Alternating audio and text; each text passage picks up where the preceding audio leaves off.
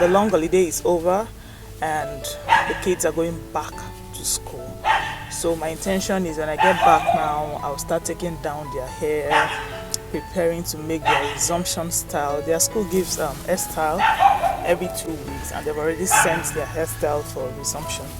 So when I get back, I'll start to prepare them for the next hairstyle for resumption.